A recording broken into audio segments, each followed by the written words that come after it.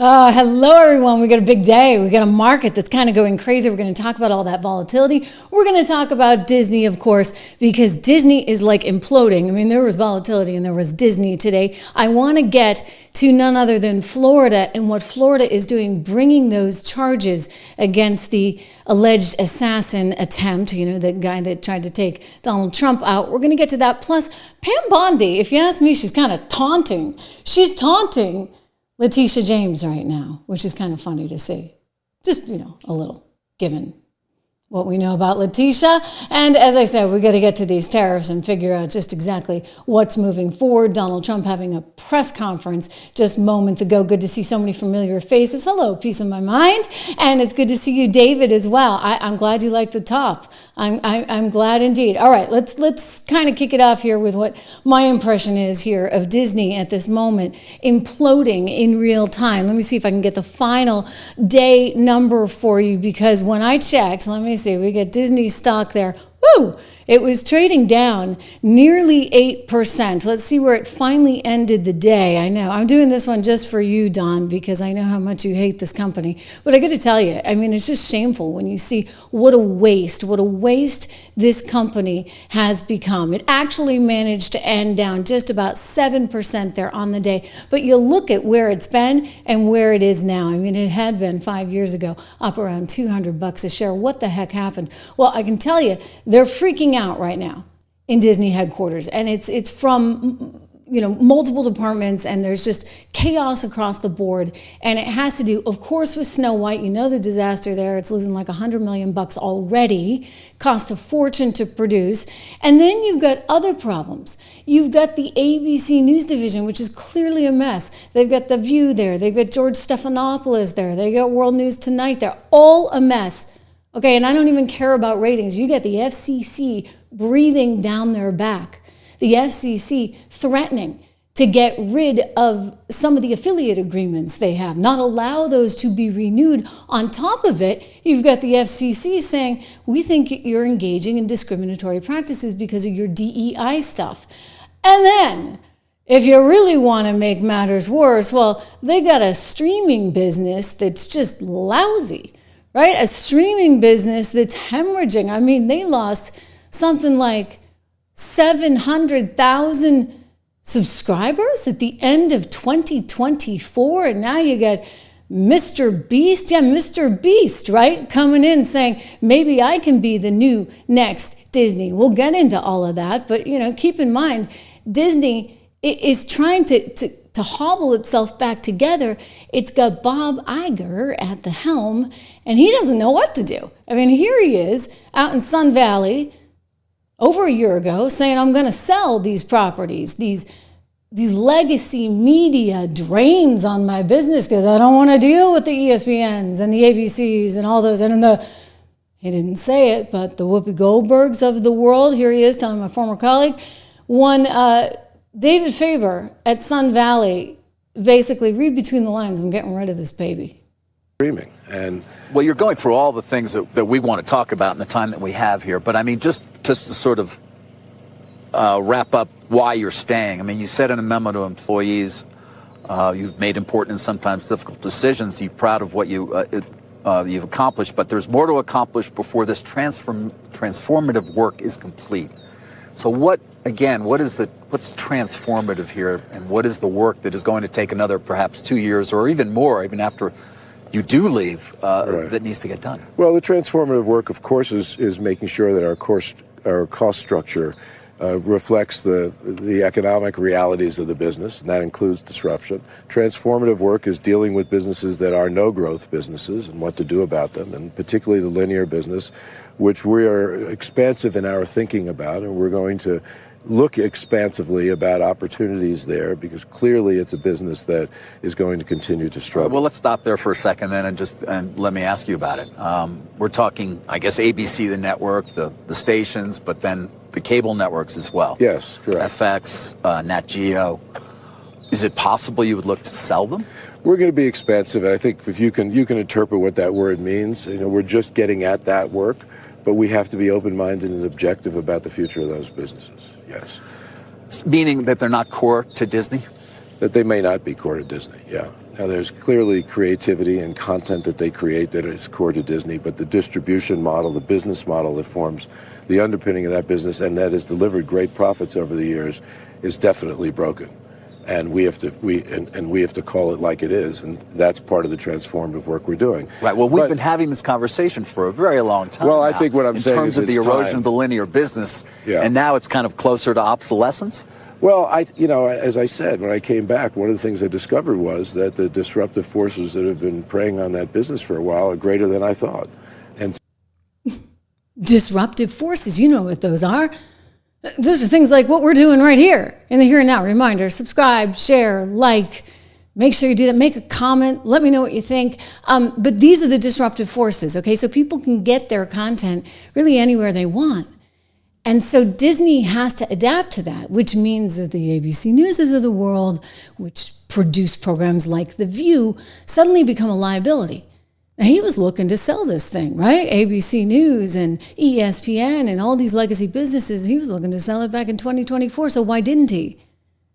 Because he can't? Is that the harsh, cold reality? That people don't want to be in those businesses anymore? Because why would you, right? Who needs the liability of none other than people like Joy Behar, Whoopi Goldberg, George Stephanopoulos? I mean, we don't even have to get into the ESPN stuff. But you look at what's going on at The View, and then you look at Disney as a whole, you look at that declining stock price, and you think about what Bob Iger said there back at Sun Valley, saying, I want to get rid of some of these properties. He hasn't done it yet because he can't. Believe me, he'd get rid of them if he could. So if he can't get rid of them, it leaves you asking, like, what are they? Why does nobody want them? Well, maybe it's because, you get programs like this one that I'm about to show you. Joy Behar on The View today trying to talk about trade tariffs. Honestly, this woman should never talk about the economy. She should never talk about the stock market. She really just not ought to talk about Trump because somehow it gets her a little too riled up. Here we go. Joy Behar saying that Trump is somehow guilty of insider trading because he told everybody he thought it was a buying opportunity. And what do you know? It was. Well, first of all, in order to kiss his ass, you have to get Mike Johnson out of the way. That's number one. Number two, what is his exact plan is what I want to know. Yeah. I was home. I had a cold yesterday, so I was home watching everything. And I'm thinking, he's trying to destroy the country. Now, why is he doing that? Just as a person in the audience, like, watching this. Yeah. So there's a couple of theories. Yes. And like, what's... Yeah, first of all, if he tanks the entire, what do you call economy, it? The stock market, then all his billionaire friends can swoop in and buy everything low. That's not an original idea. That's Hakeem Jeffries said that. And the other thing, and in fact, today on Truth Social. Can I just say, that is she doesn't even know the word for the stock market, right? She's like, what do you call it? And somebody goes, the economy? No, the stock market. Unbelievable. Let's keep going. Trump wrote, a great time to buy. The other theory is from James Carville, which I think is interesting, that he wants to stoke such instability and chaos to consolidate power for himself so that people start to really go nuts, which we're starting to. No, we're not. Well, people are starting to get mad. Well, that's good. Yeah. You want them to get mad. But how mad will people get, and how broke will people get, and how many jobs will be lost? And then he can say, well, there's too much chaos, and now we're going to have martial law in this country, and he becomes a dictator. I mean, I don't know. That may be out of the bounds. Anything is possible. But it's possible. Yeah. So as somebody watching the news, that's what I see. Oh. Well, we're so happy to have your interpretation of what you see. She's also gone on to say that egg prices are going up. I want to clarify for the record, egg prices are going down. In fact, if you look at the latest inflation report, what did you see today? CPI coming in at 2.4%. That is lower than expected. Economists were looking for 2.6%. So a little good news there, 2.4%. Hey, we'll take it. I get it that it's backward looking. I get it. Because you haven't accounted for the effect of the tariffs yet. But we're moving in the right direction. But you wouldn't know it on something like The View because they just lie and they lie and they lie and they lie. I think about this, other moment that I'm going to show you momentarily, back when Whoopi Goldberg, well, I'll show you now. Whoopi Goldberg was trying to say that Donald Trump would put people in camps, like internment camps. I mean, this is on broadcast television, and you wonder why the FCC is investigating and Bob Iger's tearing his hair out. What's interesting for me is that people's faith in the country is waning. That's the thing that's pissing me off, because in fact, there's a reason Joe Biden ran the way he did. There's a reason he's running for democracy now, because that's really what's at stake. You worried that you can't pay your bill? Wait till the other guy becomes president, and you won't have to worry about it because you'll be in some camp somewhere, because that's his promise. His promise to us is he's going to force people to do his bidding. That's what he said. I'm going to be good on day one, and I'm going to turn into this other person. So here's the deal. This is all up to you. This is all up to you. We can sit up here till we're green in the face. But this really comes down to the people. What is the country you want? Do you want the country that you kind of thought you had, where we all get to say what we think and we don't have to be afraid of being American? And believing that, yeah, there will be people who come in, and some will get in quick, and some will take a different route, but they're coming here for a reason, because they're living in a place that's not good for their families. If you're okay with that, you understand that, then fight for us to find a better way to make immigration work. Fight for that. Don't fight for keeping everybody out, because then we all have to leave. Oh, yes. You know, the immigration thing, we can talk about that a little bit later, too, because they're flipping out now. That's an older clip, but they're flipping out now because the Supreme Court said, you know what? The 1798 Aliens Act, that stays. And Pam Bondi, you can export people. So they don't know what to, they're absolutely losing their minds. One has to wonder. I mean, they wanted 800,000 illegals to be able to vote in the state of New York. The court just turned that one away. You see what Elon Musk is uncovering. Somehow they were giving out millions of social security numbers to people that were here illegally. And I'm like, wait. Do they mean like taxpayer identification numbers? And they're like, no. This is like the real stuff, right? This is actually social security numbers that they were giving out. And I'm blown away by that. Let me pull this number up. Fox had a good graphic on it. Actually, let's take a look. Look at that. Unbelievable. I mean, new non-citizen social security numbers that were being issued, 270,000 back in 2021. And then it was increasing each year, nearly 600,000 in 2022. Doge found nearly 1 million in 2023, and holy moly, we got 2024 there, ladies and gentlemen, with over 2 million, nearly 2.1 million. My gosh. So you got to ask yourself, what is that about?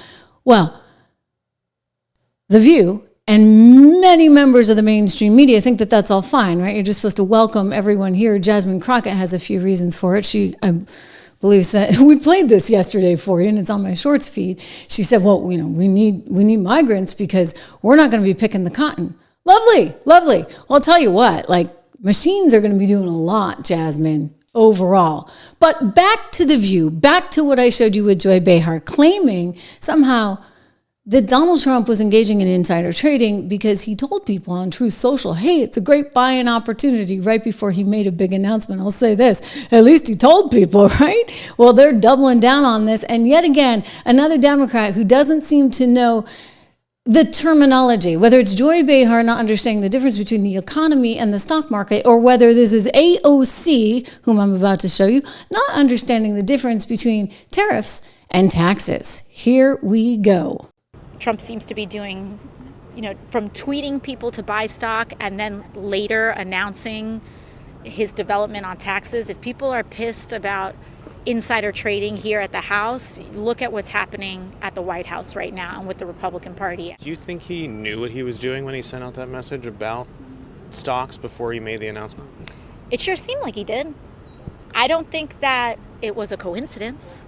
I don't think that Trump just coincidentally said buy stocks and then shortly later made an announcement that dramatically inflated and dramatically raised a lot of these asset prices. And, you know, I've heard murmurings on the floor that there may have been people that knew that this was coming. And I'm very interested in seeing some of the stock disclosures that come out in when those reports are due. And I'm very interested in what members of Congress have been buying and trading stocks in the last 24 hours prior to this tariff announcement.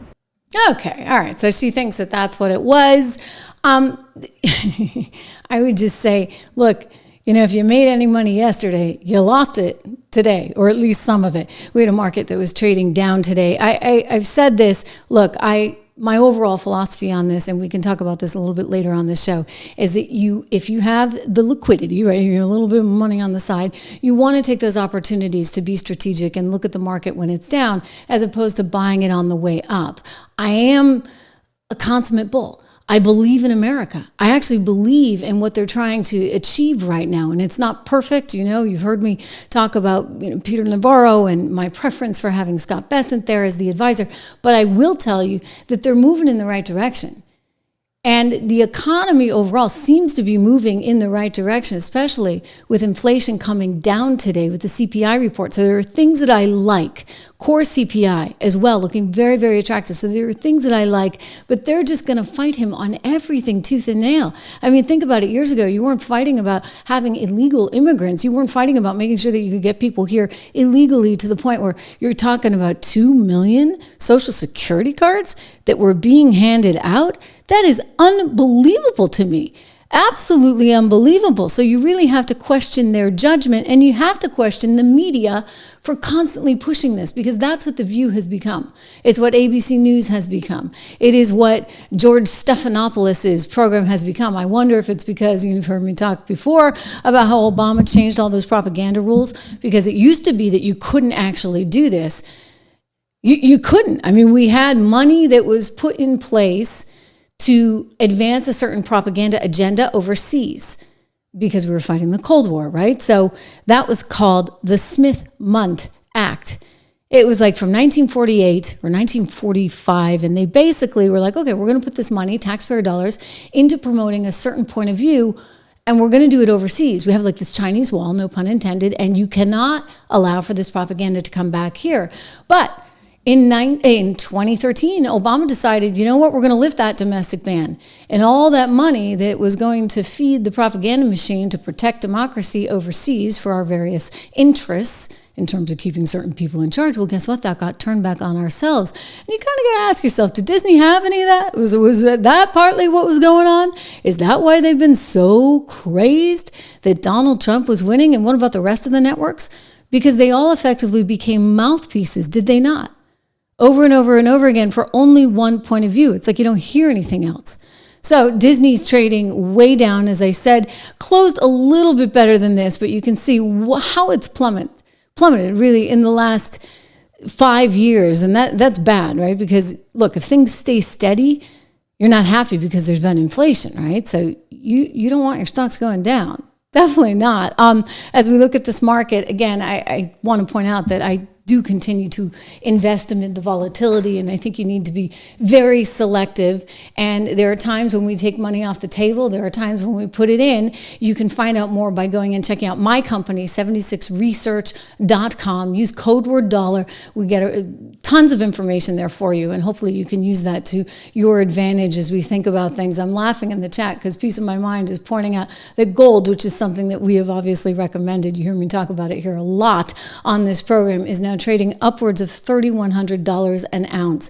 And there's an expectation from some analysts, like those at Goldman Sachs, one of my former employers, that it could go to $3,300. I talked to somebody the other day suggesting that it could even go much higher than that if, in fact, we are really struggling with a challenging situation. So we are looking at a lot of interesting things, ladies and gentlemen. Meanwhile, George Stephanopoulos is certainly giving Bob Iger a bit of a headache there at ABC News. This story just coming out this afternoon. Apparently, George decided to hide what he really thought of Joe Biden during the election. Now, why doesn't that surprise me? I mean, I think they, like this, it's funny that it's kind of a headline, but it is in a new book, okay? So there's this new book that's out, and they're saying George Stephanopoulos totally hid what he really thought of Biden, and he thought he was just like heartbreaking up close. And of course he thought that. I mean, everybody knew that. This is according to the New York Post. George Stephanopoulos reportedly said former President Joe Biden was heartbreaking up close following an interview that was meant to reassure America. Remember when he did that? He sat down with Joe Biden, I guess his idol, and he did this interview, and we were all like, oh my gosh. It came after the debate in which we were like, oh my gosh, right? I mean, Stephanopoulos, he did this interview, and apparently afterwards, according to the author of this book's just coming out, and it's got all the like inside scoop. Apparently, like Kamala was running around trying to backstab any other black woman that might possibly be a VP candidate in 2020. Forgive me, even earlier. But anyway, it was 2020, and then in 2024, she had her own interests as well. But he was in bad shape, and everyone knew it, and yet they hid it. They absolutely hid it. And this is a problem. Apparently, he is revealed to have said some things to producers, et cetera. This came out in the book. He said that to the guy on the street. Do you remember, like, somebody asked him, and it became such a big deal, and ABC was like, oh my gosh, he didn't mean it, because somebody was like passing by, and they're like, do you think he can really do it? And he said, I don't think he can serve 4 more years. That whole thing went viral. And before you knew it, Georgie boy was like out saying, oh no, like that was taken out of context, whatever. He was trying to hide from that one. But it was obvious to everyone, for goodness sakes. The most disgusting thing of all of this is that the media tried to hide it from us. And guys, you can't do that anymore, because guess what? The structural changes that Bob Iger was referring to out at Sun Valley with CNBC, those structural changes mean information flows quickly. Opinion flows quickly. There's a freedom to express yourself unlike anything that we have seen previously, because you don't have to sit around and wait for the printing press. It's happening in real time, and things are on video, and things go viral. And hey, we're here. I'm able to do a live show from my studio. Think about that. I mean, I remember back in the days, like having to get the live truck, and it cost thousands and thousands of dollars, and you got your minute 30, of which 10 seconds would be live on the evening news. That was the old world in which we lived. And I think what's happened to the media is they were used to having so much control and influence over the narrative, and that has shifted. It makes them very nervous, because Donald Trump has been ahead on that game, right? He's willing to like broadcast all his cabinet meetings, for goodness sakes. He's willing to talk to the media at length. He'll talk to anyone. And they don't know quite how to manage that. So you got George Stephanopoulos, who's a problem for Bob Iger. And you think back on everything that went down. And do you remember when Facebook was being really, really cautious about what they allowed on Facebook, et cetera? You get the ABC News anchor kind of pushing, in this case, I want to go back in time to, I guess this would have been 2020, and he's pushing him to say, okay, well, you got to get rid of the misinformation. It's like a bullying tactic right there. And Zuckerberg's like, well, debate matters too. Yeah, debate matters. And we've learned from Zuckerberg that they were breathing down his neck the entire time, saying, you got to get rid of this or that, or, it was all about what was good for them. They don't want you to have the freedom to see and hear. And so, the tech companies have admitted it. Zuckerberg has admitted it. And if you go back in time, you hear him trying to tell Stephanopoulos that debate actually matters. Facebook also holds its users accountable by continuing to monitor and flag posts for harmful misinformation about the disease. How do you deal with the fact that Facebook is now being used to organize a lot of these protests to defy social distancing, defy the social distancing guidelines in states? Is somebody trying to organize something like that, does that qualify as harmful information? We do classify that as harmful misinformation, and we take that down. At the same time, it's important that people can debate policies. So there's a line on this, but yeah, I mean, and he's since come out and said he had his back up against the wall because the Biden administration was like, this is what you got to do. And we also learned from Susan Page, the reporter at USA Today, who sat down with Biden for one of the final interviews, that one of his biggest regrets of his entire administration was that he didn't control the information better, that there was too much misinformation out there. And I'm like, buddy, the misinformation, sorry, that was coming from you. I mean, your son's laptop? Oh, that was just, Russian misinformation, brought to you courtesy of Giuliani and the Russians. No, it was actually Hunter Biden's laptop, and the FBI knew it was Hunter Biden's laptop because they had already started investigating Hunter Biden's laptop. Unbelievable. Camshaft 08, good to have you here. Thank you for your generosity pointing out Camshaft is really tired of the Democrats pointing to Obama's terrible first debate with Romney. Obama was leading the polls going in, and everyone knew he was mentally declining. You can attribute that to an off night. Okay, so you think Obama, I don't know about Obama having mental decline. I do think that for sure Biden had it. But I mean, Obama, I just didn't like Obama's policies, shall we say. I don't know, as I'll say, it's a mental decline. Maybe he's got that now. I mean, we'll see if he stays married to Michelle, right? Anyway, the reality is there was all this pressure from the administration on the mainstream media. The mainstream media did what they wanted.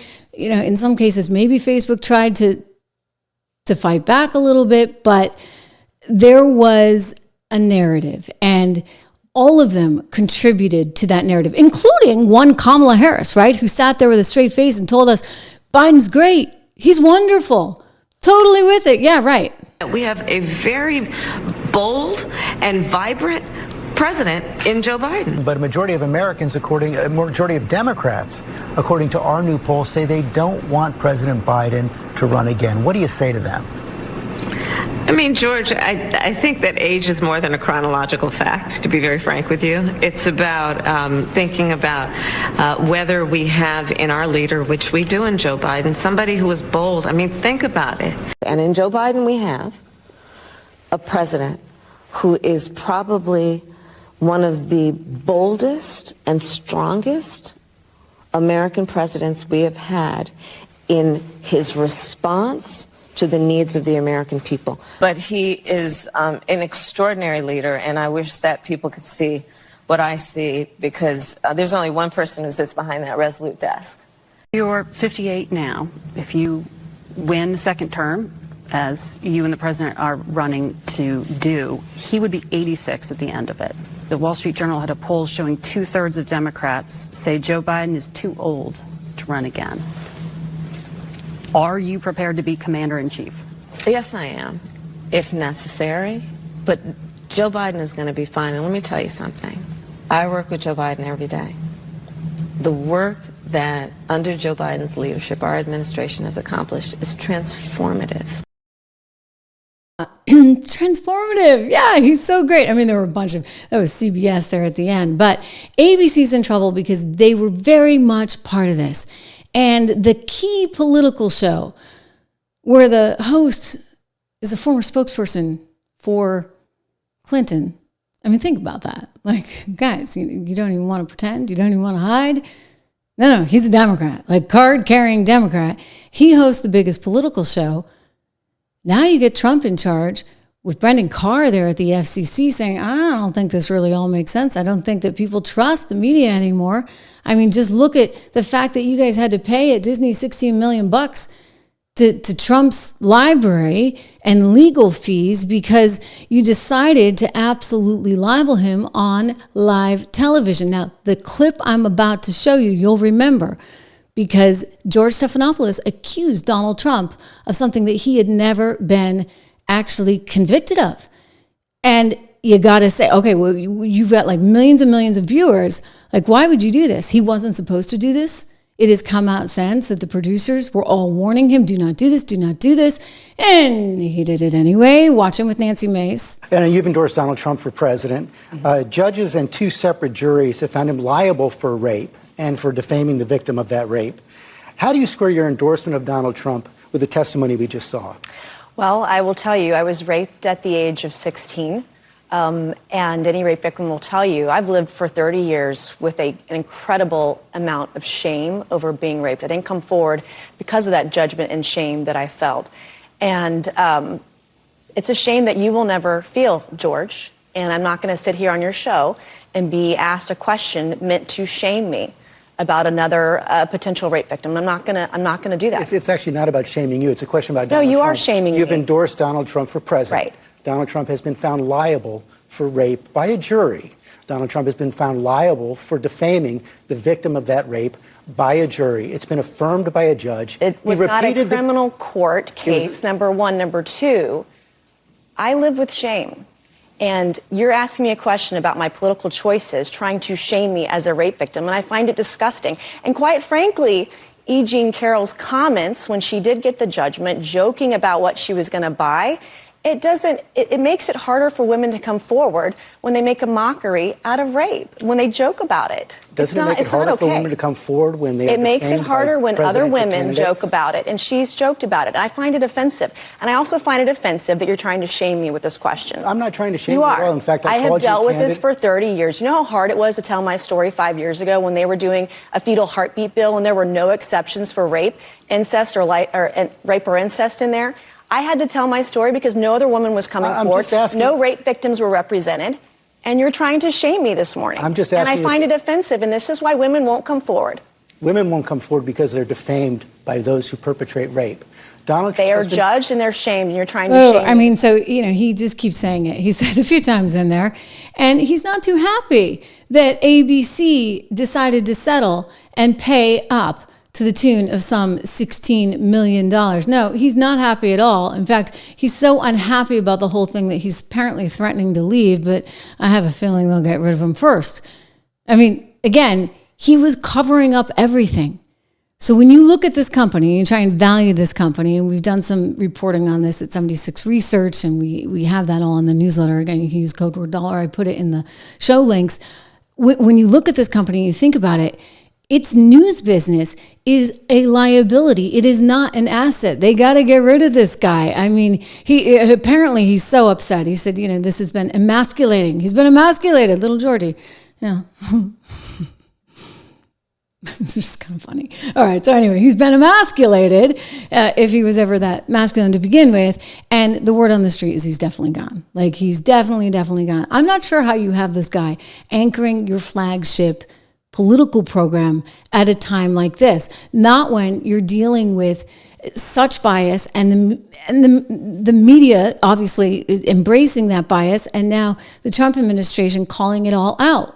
For example, the FCC launching this major investigation into not just the lack of trust that Americans have in a major network like ABC, but also the DEI practices that they had been putting into place. This is the letter that went out on, I think it was March 27th, so just a couple of weeks ago, Brennan Carr addressing Bob Iger directly. Now, this is the second time he's done this, because shortly after Trump was elected, Brendan Carr put Disney on notice and said, hey, this was like after the $16 million lawsuit. Guess what? Americans don't trust you. So we may not be so willing to renew those licenses for all your ABC affiliates. See, ABC actually doesn't have that many affiliates that are, quote, owned and operated. Instead, all of these TV stations that have your local news all around the country, they actually have these licensing agreements, and they pay ABC for content like The View, right? And George Stephanopoulos' program and David Muir's. And so Brendan Carr's like, okay, maybe this isn't flying because no one trusts you, and you have been so entirely wrong. And listen, I'm all for freedom of speech. You know that. But in the case of the airwaves being controlled by the FCC, maybe you actually need both sides. Maybe it can't be 99% pro-Biden, pro-Kamala all the time, 99% against Trump. It's probably like 99.999% against Trump. But in addition to that, in this particular case, you've got Brendan Carr saying, hang on, your DEI is a problem. It's actually not constitutional. And he wrote, I want to ensure that Disney ends any discriminatory initiatives in substance, not just in name. For another, I want to determine whether Disney's actions, whether ongoing or recently ended, complied at all times with applicable FCC regulations. You see, because they didn't.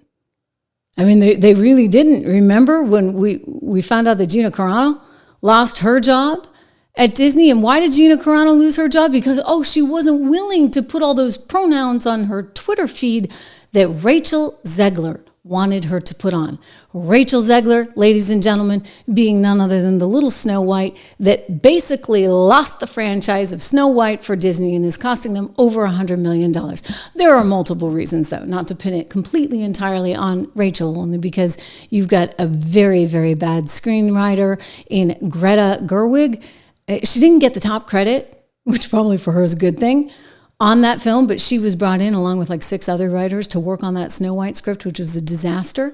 You have bad acting, you have bad directing, you name it, everything bad, bad, bad. Bad music even, bad music. So guess what? It's losing money because it's also just kind of an annoying story. We've got all these great stories, the Grimm fairy tales that the Disney company did, and now they're trying to wokeify them and remake them over and over and over again, and the American public is not buying it. So there were 2 DEI programs that were since dismantled at Disney, and Brandon Carr is like, I need to know whether you guys were actually abusing, frankly, federal law and the Constitution when you put all these things into place to begin with.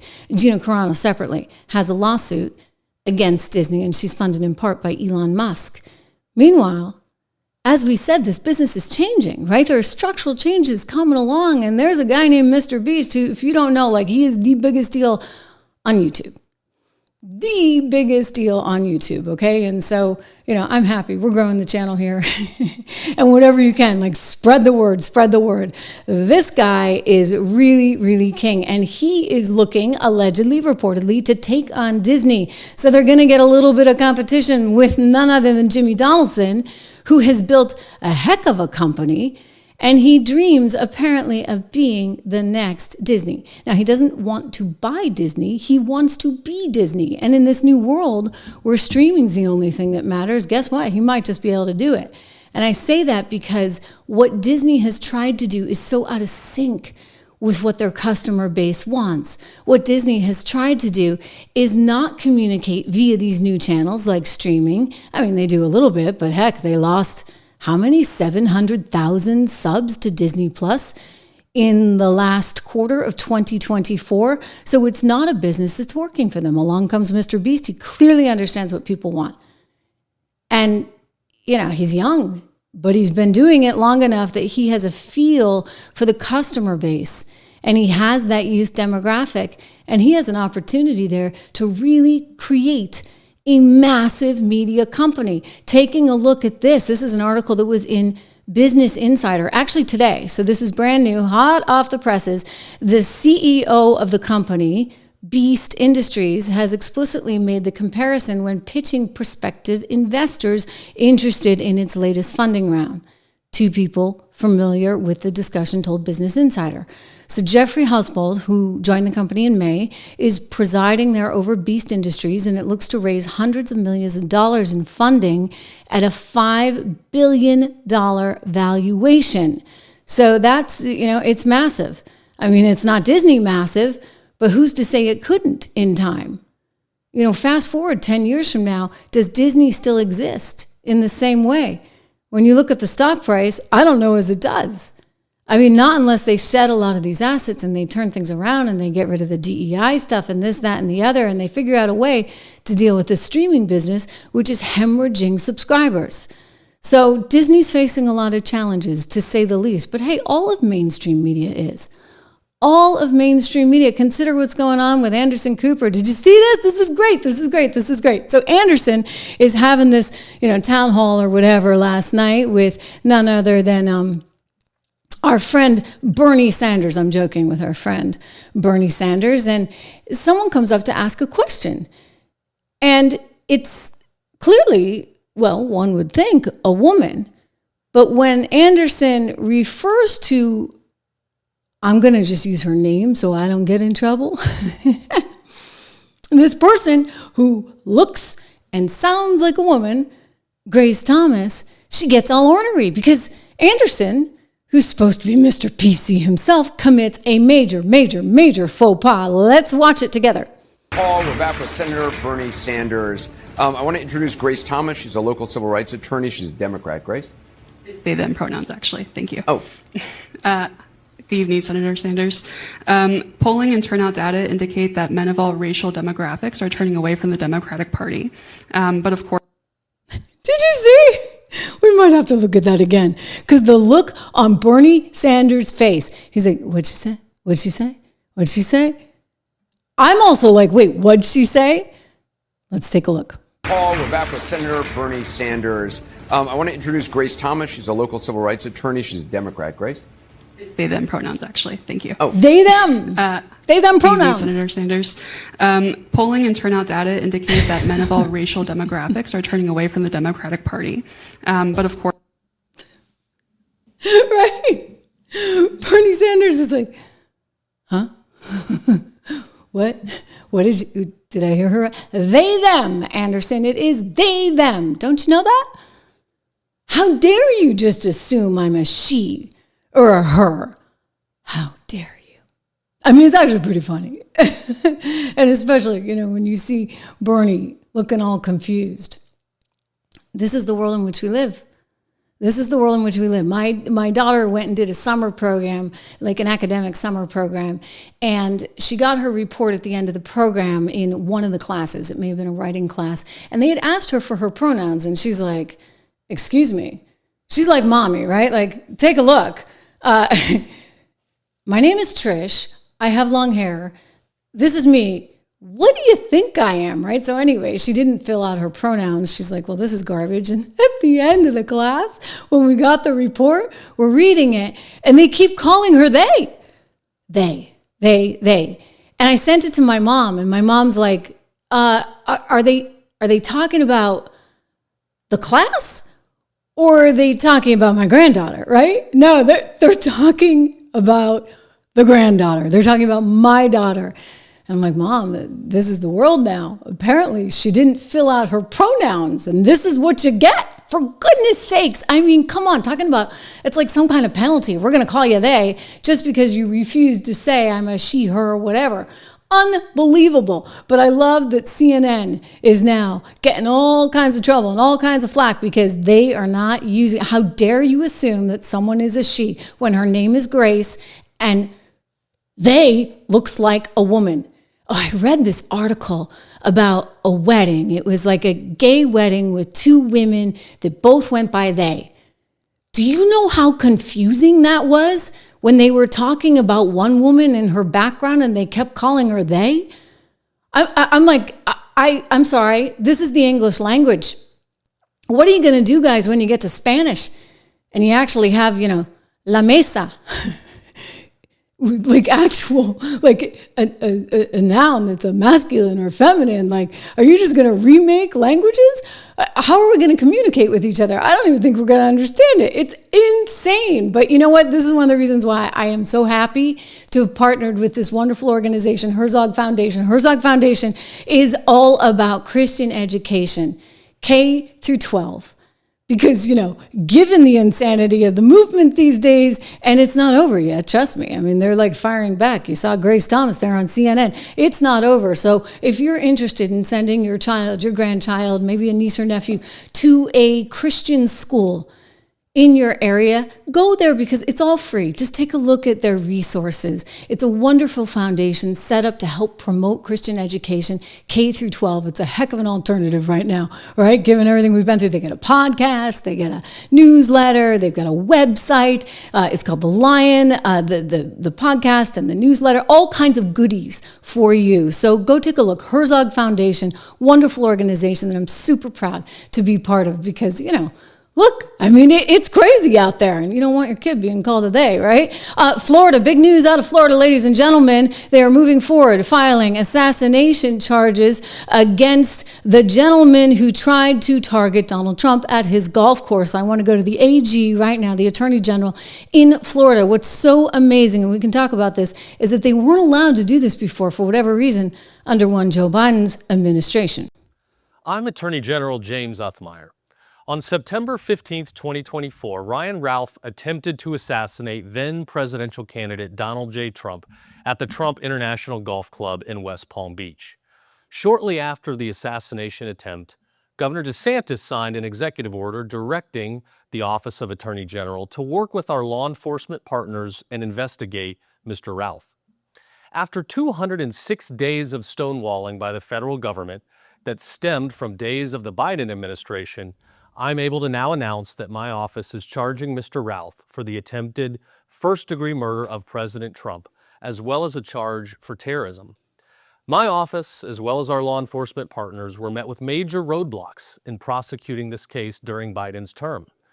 Biden and his attorney general sought to frustrate our efforts and block our investigation into the man who crossed into this state and attempted to commit political violence against a Florida resident. Thank God he was unsuccessful, and thank God we have Donald Trump as president again. The leadership of U.S. Attorney General Pam Bondi and FBI Director Kash Patel was instrumental in preserving Florida's sovereign authority to do what is right and bring justice where it is due. We now have a federal government willing to work together to pursue justice. Attempting to take the life of a former president and a leading presidential candidate isn't just an attack on one man. This was a political attack against our Republican form of government and our shared American values. We cannot allow justice to be delayed or denied, and thanks to the President, our U.S. Attorney General, and the FBI Director, we are moving forward in our pursuit. Our statewide process... I mean, I'm just sort of like, how did this not happen before? Like, why is it that Biden was not allowing for this? Really, guys? Wouldn't you take all the help you could get? Wouldn't you want the help? I mean, it happened in their state, and you're not going to allow them to move forward on prosecution? You're trying to hide something? I mean, this is how conspiracy theories start, right? When you're not transparent, when you try to block information and you try to prevent people from understanding and really knowing what's going on. I look back to 2020, right? You tried to tell us there's no way that virus came out of that Wuhan lab in China where they were actually working with coronaviruses. Nope, couldn't talk about that.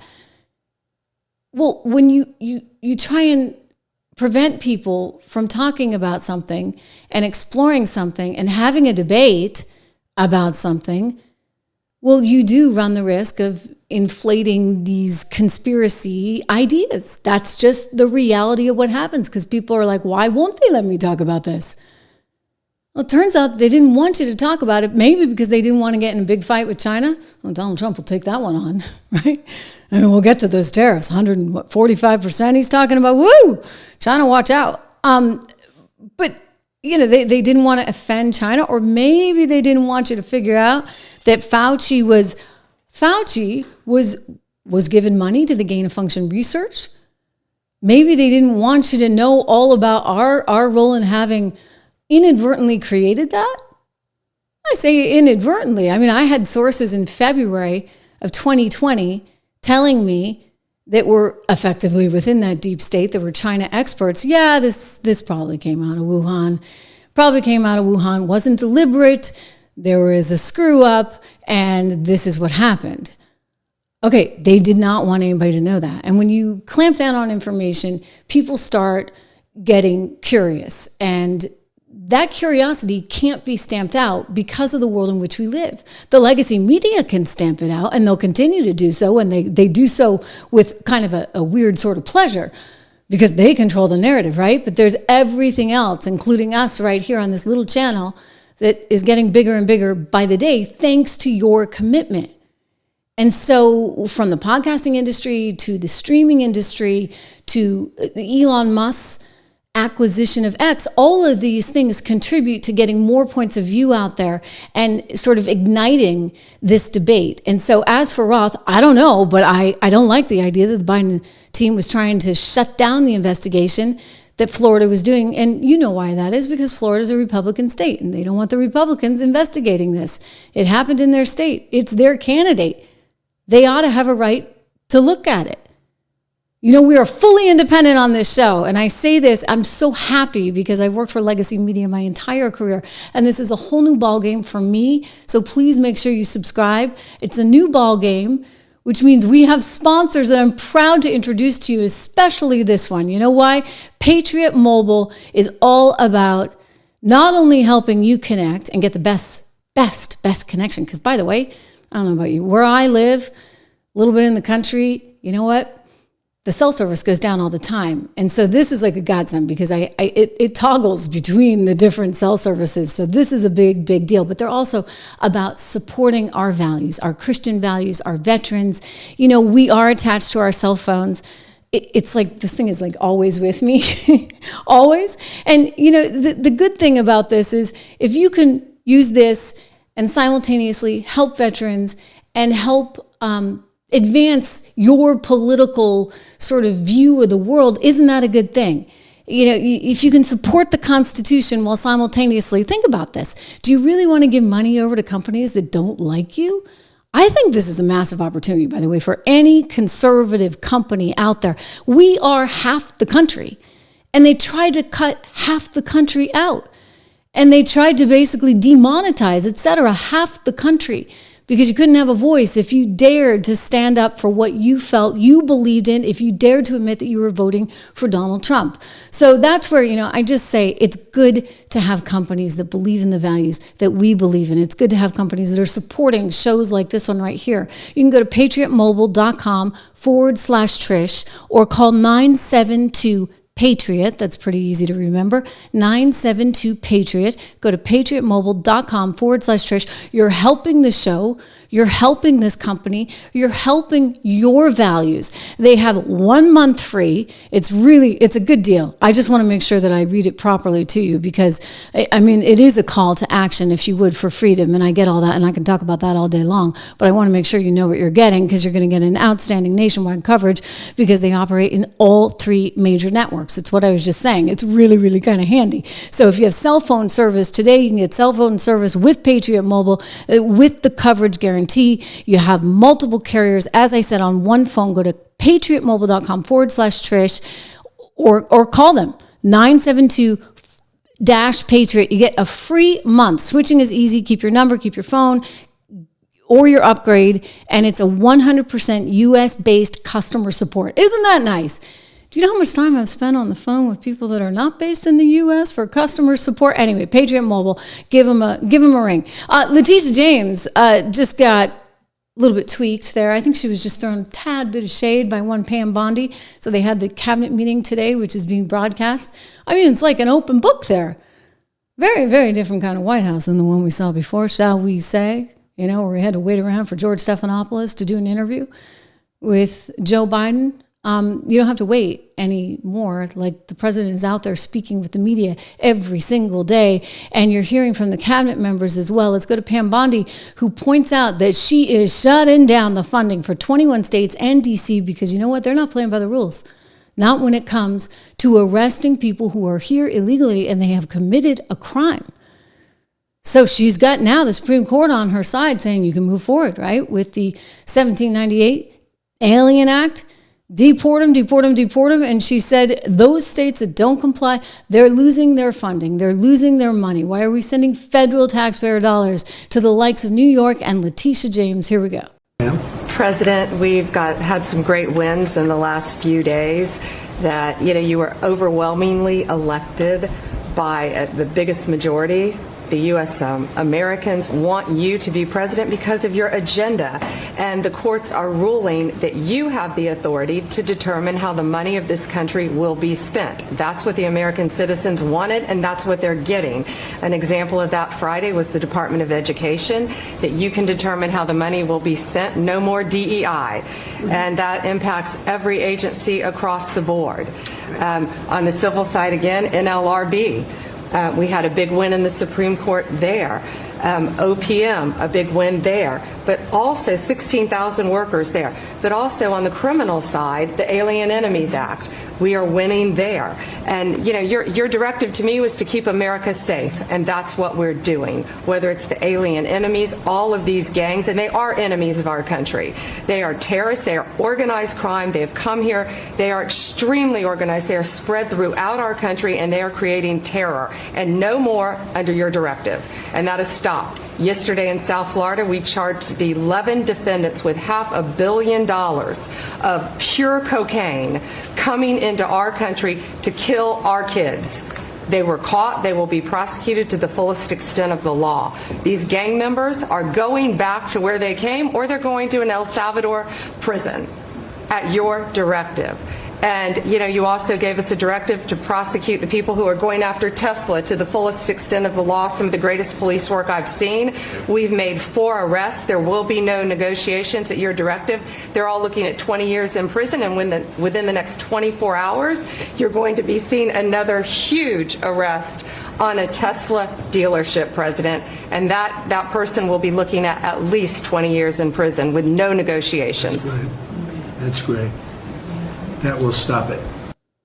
So that's a big deal. Couple things there. Yes, obviously she was sort of sticking it to Letitia. You're being defunded effectively. But the other big headline out of that one was Pam Bondi saying, you know what, the Tesla dealerships, you're going after Tesla dealerships, we're going after you. That is an act of terror. And people have debated, well, is it really? I've actually seen some lefties say, well, no, this is free speech. And it's like, no, this is destruction of property. This is actually dangerous. And you've got to actually step in. What do you think the government is for? Right? It's to control your borders and it's to protect you. And if the government is not going to protect you because you got movements like defund the police that were so popular, for goodness sakes, then what do you have? Then what are we paying our federal taxpayer dollars for? So Pam Bondi's stepping up to the plate. She's got a lot to do, let's be honest. And Letitia is coming apart at the seams because for some reason she thinks this is unconstitutional. Well, guess what? The Supreme Court says otherwise.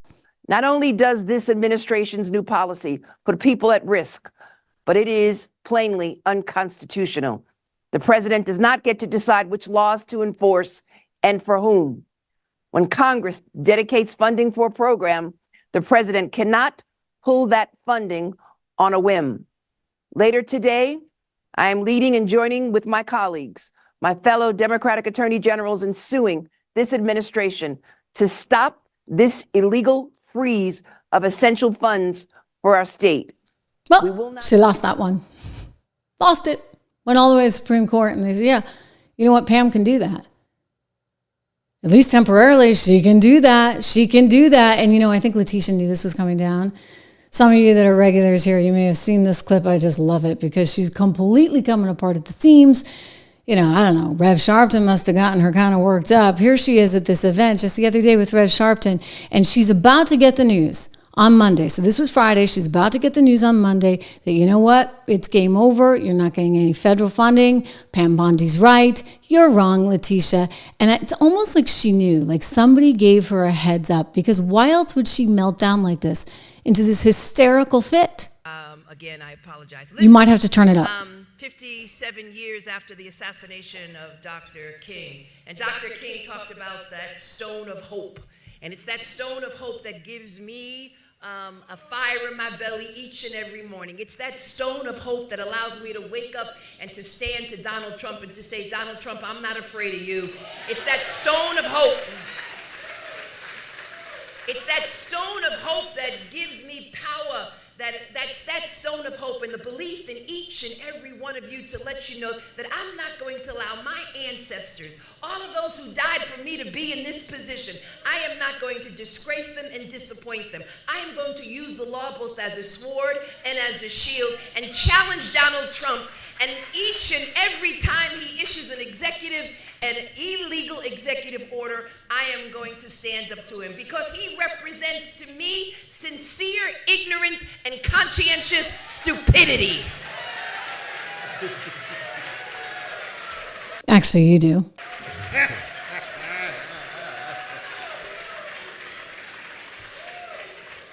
Sincere ignorance and conscientious stupidity. And so DEI, as far as I am concerned, is more than about just black people. Let's be honest. That's right. DEI is about paid parental leave. DEI is about disabled children. DEI includes a number of categories. So when they talk about DEI, let them know that they're not only coming after us, but they're coming after all of us. And we've got to stand together, a stand-in community, stand with this great organization under the leadership of our civil rights leader, Reverend Al Sharpton, who has been a bright and shining light in the darkness. But I don't know about you. It's that stone of hope that inspires me each and every day. And Listen, faith and fear can never share the same space. And so I'm covered by the blood. And I'm not afraid of Donald Trump. You can come after me, but no enemy, nothing formed against me will perish. Nothing formed against me. Nothing formed against me. Nothing formed against me. Ooh. All right. Woo!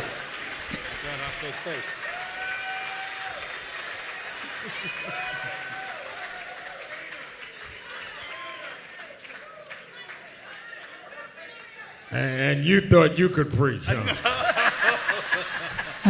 What a little nutty festival that was, huh? And she's there with Rev Sharpton. Rev Sharpton, who, by the way, guys, like, let's just be really clear, has his own issues with corruption because he's the one that got paid $500,000. $500,000 to his charity to sit down with Kamala Harris and do an interview. I mean, hey, he's not commanding Oprah rates, right? She got $2 million, according to the New York Times, to sit down and do an interview with one Kamala Harris. Is that what it is? Everybody gets paid? Are you kidding me? Presidential candidate, you're paying for these interviews? What a mess. Meanwhile, somebody's paying him to do this one. Check this out. Big news on Al Sharpton. He must be getting a paycheck on this one. I don't think Al does anything without a big paycheck. This is Al Sharpton calling for a boycott on Pepsi as he gives them 3 weeks to make a huge change. He's mad because they're getting rid of DEI. Because, it's actually against the Constitution to hire someone or fire someone based on their race.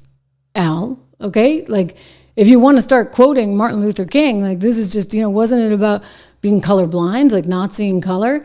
Anyway, he's giving them 3 weeks to make this huge change, and he's trying to put the pressure on with this pressure campaign. It almost makes you want to go out and drink some Pepsi, right? I usually drink Coke, but you know what? Pepsi's better anyway. Unbelievable. I mean, these people really, really don't get it. I think they're, into the wind here right now, though. Just like, Letitia getting all worked up, really, really upset because she is losing the federal funds for New York. What was she doing with those federal funds?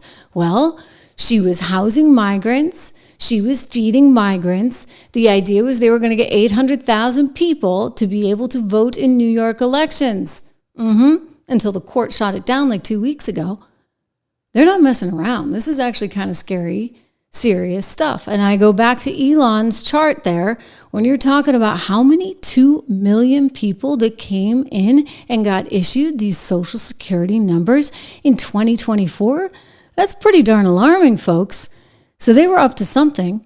And now all of a sudden they're being stopped in their tracks and they're not happy about it. Not happy one bit. Well, I'm happy. They need to be stopped. That is the reality right now. They need to be stopped. And if it means stopping the money, so be it. Quick shout out to another great sponsor. I had 1 cold this year, but normally I get like 5. So I consider myself ahead of the game. And it's in part thanks to my friends over at Balance in Nature, one of our great sponsors here on the Trish Regan Show. I take my fruits and my veggies every day, my gummies. Just go to balanceinnature.com. You can get these too.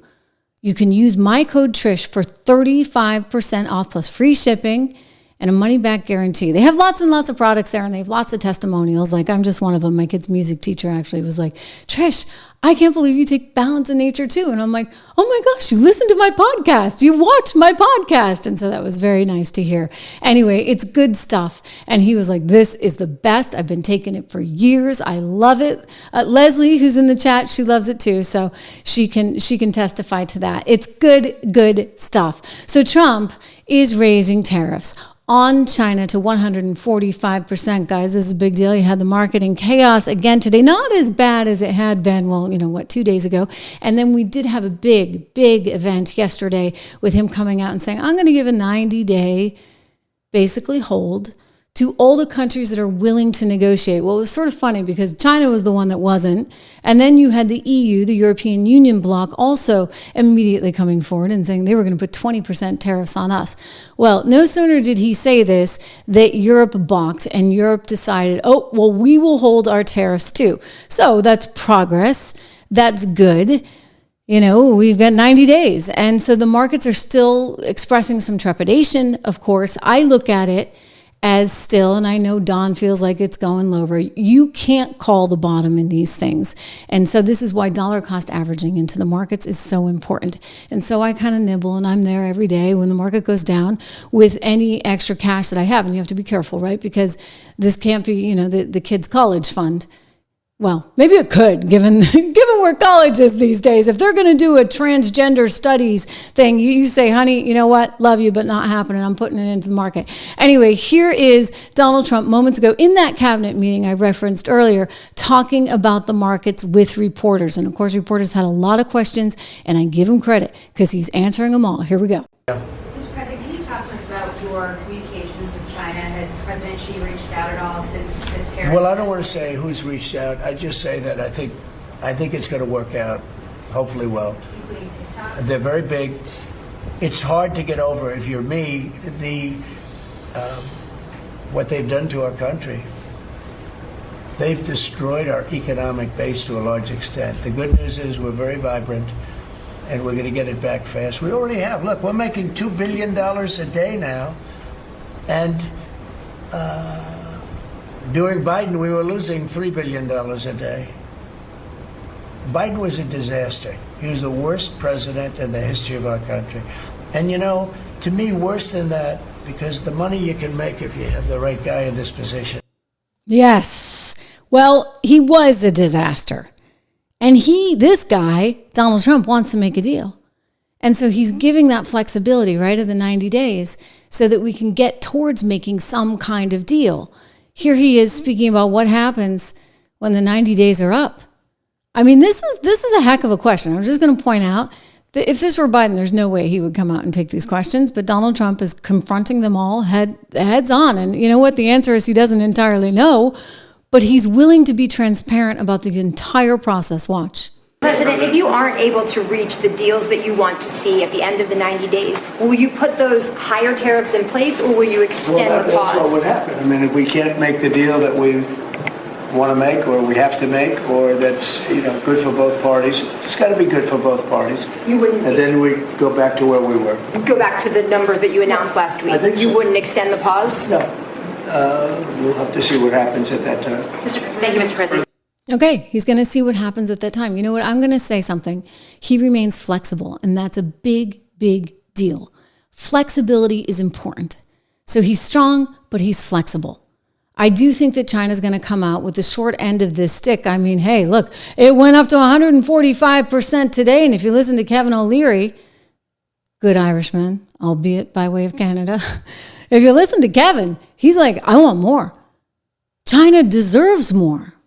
104% tariffs in China are not enough. I'm advocating 400%. I do business in China. They don't play by the rules. They've been in the WTO for decades. They have never abided by any of the rules they agreed to when they came in for decades. They cheat, they steal IP. I can't litigate in their courts. They take product, technology, they steal it, they manufacture it and sell it back here. Never has an administration. 400% tariffs? What would that look like? like? Xi on an airplane to Washington to level the playing field. This is not about tariffs anymore. Nobody has taken on China yet, not the Europeans, no administration for decades. As someone who actually does business there, I've had enough. I speak for millions of Americans who have IP that have been stolen by the Chinese. I have nothing against the Chinese people. They brought great literacy, art, and tech to the world. The government cheats and steals, and finally, an administration, you may not like Trump, you may not like his style or his rhetoric, finally, an administration that puts up and says enough. 400% tariffs tomorrow morning. He'll tell you why. Xi can only stay the supreme leader if people are employed. If we wipe out any business there, because we are still 39% of all consumables on Earth and 25% of the world's GDP, America is the #1 economy on Earth with all the cards. We will not have that forever. It's time to squeeze Chinese heads into the wall now. Well, I'm hold not on talking a about second, tariffs Kevin. on Well, 60. I hear you, but hold on. If we're talking about people, the average consumer, not necessarily the head honchos of businesses all across the globe, can they withstand the pressure of that sort of tax on the It's goods are going down? short-lived. There will be But what's your timeline compared to, you don't know the average American's timeline, what they can actually survive. There's people right now who can't survive 400% tomorrow morning, cheese on an airplane to Washington to cut a deal. So we didn't get 400%. But you know what? 145% is a lot. And if China loses the number one customer in the world, China's kind of screwed, okay? Like, I don't know how to say that any other way. Granted, you know, it's maybe not ideal for us in the short term, but in the long run, think about what we've been giving up. The fact that we have to turn over all our IP, that they have all these rules. I mean, China cheats. And you don't have any recourse there in China. And so it's not really a fair and level playing field. So if somebody doesn't get a hold of this now, what then happens? So Donald Trump is out on a ledge trying to deal with this. But he's not unprotected on that ledge because he does have Treasury Secretary Scott Bessent, who's got a great background in finance and knows a thing or two about how this all works. And Scott is there by his side. And when it looked like the you-know-what was going to hit the fan the other night, because you had the 10-year yield creeping higher and higher and higher up to nearly 4.5%. And the fear was, okay, we're going to have some kind of systemic crisis within the bond market. And you don't want that. Although I'll tell you right now, guys, it's at 4.436%. On the 10-year, but you don't want those yields increasing too much because then we're having to pay more, right, on the interest on our debt. And then there's all these other implications within the financial markets. Again, I look at it and I have some peace of mind because I know that Donald Trump wants what's best for our economy. He wants to bring inflation down. He wants to make this a more prosperous country. Now, with Scott Bessent by his side, I have conviction that this will eventually happen. And you know what? If it doesn't, you know what happens. The Democrats take over in 2 years. He'll likely get impeached. He may get convicted because if you have all the Democrats running the show, that's what will happen. So, either way, there will be something going on, and it creates opportunities, dare I say. I mean, it's tricky, right? How you invest amid this volatility. Our friend Don, who's in the chat, was a trader, right, at the CBOE, and so he's a little bit more in and out. Yours truly tends to be more in than out. So when we choose a stock, right, at 76 Research, it's because we have this long-term conviction, and we feel that it's an appropriate level to be getting in, and we like this for the long term. And then occasionally, we make some changes, but not that often because I look at it and I'm kind of a buy and hold. Now, I was talking with an investor earlier today who said, well, Trish, that wouldn't have worked from 1966 to 1982 because you only had a market that was going up on average during that time, somewhere around 2.5%, basically just barely keeping pace with inflation. So we have to hope we're not going back to that. But you know what? I'm convinced we're not because of the massive gains that we have in technology. Again, I go back to what I'm doing right here with you right now. I mean, this is incredible. This is a technological miracle in that this was not possible earlier in my career. All of the things that are happening and the gains from AI, et cetera, are really going to be massive. And so when I look at the market and I see the valuations coming back down to earth, and I look at, okay, you get Amazon. I get it. A lot of their product comes from China, but they're actually heavily in the server space with AWS, et cetera. And it's one of those Mag 7 companies that I think is going to have a huge role in the future with our technology. I say, okay, it's at 15 times earnings, and you know what? It used to be at 35. So maybe having that broad exposure to the NASDAQ, like triple Qs. There's FTEC, which is the Fidelity Index. I'm mentioning just some ETFs off the top of my head and things that I like. SPY gives you exposure to the S&P. Those are ways to get in. And then if you want to be selective, which I encourage you to be, well, take a look at our portfolios, because these are the three portfolios we have. One is growth-based, American resilience, then we have inflation protection, and then we have an income builder. But I think the reality is this: we've got volatility that's here to stay. You know who makes money in that? Smart people who understand that if they're in it for the long haul, they will do well. The other people that make money, frankly, are the traders. When I used to work at Goldman, my first job actually in finance was at Goldman Sachs. Well, technically it was actually at D.E. Shaw. Jeff Bezos used to work at D.E. Shaw. It was kind of a quant hedge fund. But anyway, I worked at Goldman, and I was on the sovereign debt emerging markets desk. And the traders would say to me, this is awesome because we have so much vol. That's what they call it. So much vol. There's so much volatility, and you want that volatility because that is how you make money. I do think that China's going to have mega problems. The Shanghai index, I think that's a lower third from perhaps yesterday. It did get crushed in yesterday's trading, but has improved since then. I think, people think that, everybody's going to find a way to come to some kind of deal because they need to. After all, the U.S. is the biggest customer. We're talking $500 billion. This is as of 2023. The numbers have even grown since then. And so they need us buying their trinkets, okay? They got a lot of stuff they got to ship out. And she needs us because if the people do not have employment and therefore don't have money, what happens to China? I mean, he's hanging on by a thread right now. They're going to have to print more and more currency. We've already seen that's what they're doing. They're printing. That's not good for them. If their economy is destabilized, then it's problematic for him in just massive ways. Now, can he go to Europe? Look, Europe came out today, and Europe said, we're going to work with the U.S. Of course, it doesn't help what Europe did yesterday. In some ways, there was some brilliance, if you would, to Donald Trump's move because he exposed the Europeans for really not being our friends. Let's face it, we paid all this money to defend them from Russia, right? All this money. And then when the you-know-what hits the fan and China says, we have wills and means to fight to the end. And then China warns, the U.S. will reap what it sows. What did the EU do? Oh, decided to kiss up to China. Big time. In fact, Ursula, the woman who's running the show there for the EU, von der Leyen, said, and I quote, that the European side is willing to promote high-level dialogue and with China in various fields and deepen mutually beneficial cooperation in fields as the economy, trade, green economy, and climate change. I'm like, are you guys high? Like, who are you? Do you not know who China is? China is not about to be doing green energy deals. I mean, honestly, you guys are like the ESG, DEI, I won't say, but you're a little high on that stuff. And you actually think that China's going to come around and say, okay, we're going to cut all our carbon and we're going to do this and we're not going to have natural gas, drilling. And no, China's like, we need to do what's best for China. So Europe came out and said this, and I'm troubled by that because I'm like, hey, we just spent $1 billion defending you from Ukraine. And when push comes to shove and China's like, F you, US, you say F you, US?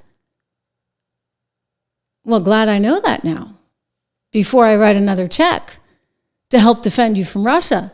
I'm glad I know that. They're sending Giorgia Meloni from Italy over here to negotiate with Trump. It's in part because I think Giorgia Meloni, Prime Minister of Italy, well, she's a little bit more in sync. She's conservative. And maybe she can help lead Europe towards something better. I don't know. I saw some reports today that maybe this is sort of the beginning of the end for Europe. I've never thought this worked. The European Union in and of itself, just never made sense. You've got all these different languages, all these different cultural backgrounds, and now you're going to force them all together to have one currency? I mean, in theory, it sounds kind of cool, but in practice, it doesn't work. You know why? The textile manufacturers in Portugal that used to be able to compete on the international stage, now they're getting whacked by China because they have to price everything in euros, and it changes the dynamic. I used to love going on vacation in Portugal because Portugal used to be cheap until the euro came along. And then all of a sudden, Portugal was just as expensive as Italy. And frankly, I'd rather go to Italy. So there you go. It was not beneficial for everyone in Europe. And I think that's getting exposed. It got exposed in part during the European debt crisis that you all know and remember well. It came after the 2008 crisis that we had here. And now it's resurfacing in part because of the differences in how people feel, one, vis-a-vis how much money they were going to have to give to fight Russia with Ukraine, and what's going to happen with trade alliances. Do you know how much it's going to cost Europe if they actually have to take on Russia themselves with Ukraine? Somewhere around 250 million euros. Which means, it's a little north of $250 million. It means it's 3.5% of their GDP. Right now, they're used to barely contributing 2%. So you're going to knock 1.5% off. I mean, they're going to have to pay that much more. I don't think they're going to want to. So I wonder how this is really going to shake out. You talk about changing the global landscape, and there could be some massive things ahead. I mean, Brexit may have just been the beginning, right? Just the beginning, guys. And if you get those 400% increase in tariffs there in China, then all bets are off. Things are really, really, really that's going to change, because all of a sudden China will not have access to our markets. And if Europe is going to step up and do its green energy deals, great. I don't think that's going to happen. I don't think China's going to go for it. And by the way, the Europeans are not going to like all that cheap, you know what, from China.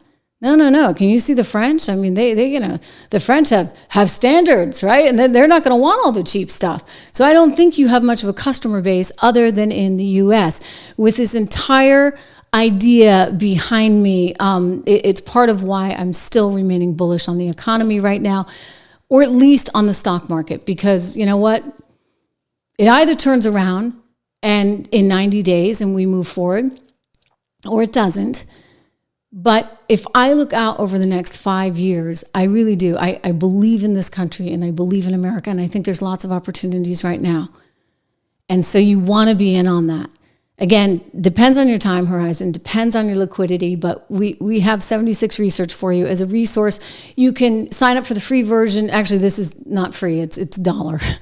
So you have to use code word $, but it's $1 a month for the first 2 months. Go check it out, because there's a lot of information there for you. I know I'm hitting it over and over and over again, but I feel like it's important for you to know that I created this for all of you with my very dear friend, Rob Horton, who actually is going to be joining us from Japan this week, because he is there doing some research, and we'll get sort of his perspective on what's happening in Japan in light of all of this. Right? Because Japan is one of our number one buyers of treasuries. So Japan matters, ladies and gentlemen. It sure does. There's so much, there's so much change going on. And I'll tell you, Meghan Markle doesn't get it. A lot of people just don't get it. As these tariffs go up to 145%, she goes out and she does this interview with Fortune magazine. And she's like complaining about the tariffs. She's so upset. And she's like, well, it's not really going to affect my goods per se, because she says everything's made in the USA. But she is very concerned. She's very, very concerned that it's going to affect the consumer spending ability, and thus put her in a bad position with her company, because consumers may not want to buy her trinkets. Here she is speaking again to Fortune, and what she said was that we are likely going to be seeing a recession. Recession odds have gone up. I mean, I think that we took a little bit of the angst off the table by getting Scott Bessent in there this week and kind of averting, for now anyway, a crisis. We'll see. One of my friends said today, hey, Trish, but remember Bear Stearns? And Bear Stearns started and it went out of business and we thought it was over, and then Lehman happened. So, you do have to be cautious. That's why I say, but heck, I wish I bought way back then, big time. I mean, I bought a little, but I should have gone all in, knowing that, we were going to get to live another day, and 2008 was sort of a blip in time. The Duchess of Sussex is arguing that her jams and her honeys and her teas and her flour sprinkles, which go for between $9 and $28 and bring people joy, might actually not be so consumable, right? In a recessionary environment. Quote, I think during any time of recession, people still want to find creature comforts, items that can bring them joy. Actually, she said they're still going to want it. I doubt it. She's concerned that we are going into recession. She's trying to talk her book effectively, like, oh, everybody's going to still want my junk. No, nobody really probably wanted it to begin with. And if money's tight, they're definitely not going to want it. I'm sorry, Meghan Markle has really bad timing, don't you think? I mean, think about, wasn't she supposed to debut that podcast right as the fires happened in LA? Well, now, or podcast or the show or whatever the heck she's got, some Netflix thing that will probably bomb as well. If you look at the reviews, they're pretty tragic. I guess she's got Netflix, and then she has the podcast as well. So yeah, here's the Fortune article talking about the new podcast for one Meghan Markle. Yeah, she's definitely got some tricky timing, so we say, definitely some tricky timing. But you know what? Like, who wants to watch her? She's so phony. She's such an actress. I listened to the podcast and I'm like, oh my gosh, like, first of all, it's all scripted out and she speaks in this really, really slow, dramatic voice. And it's like, come on, like, just come on. You know what? Cut the, you know what? We are all over that. Look at where we are today. There's no script with what I'm doing right now. I mean, I have sort of bullet points written down, things I want to talk about, some notes. Like we started at 67% on the tariffs with China, and then we went to 34%, and then they went to 34%, we went to 104%. China then went to 84%. You see this, like, notes. I've got a few notes that I use, and I know what sound bites I want to go to, but there's no script. This is just you and me, and it's a totally different kind of medium, and I'm committed to it, and I'm committed to you guys. So I thank you for everything that you do to make this show possible. Yes, we thank our advertisers, but most of all, I really do thank you. So thank you for being here. Make sure you subscribe, share, like. I'll be back again tomorrow, and we'll continue the crusade.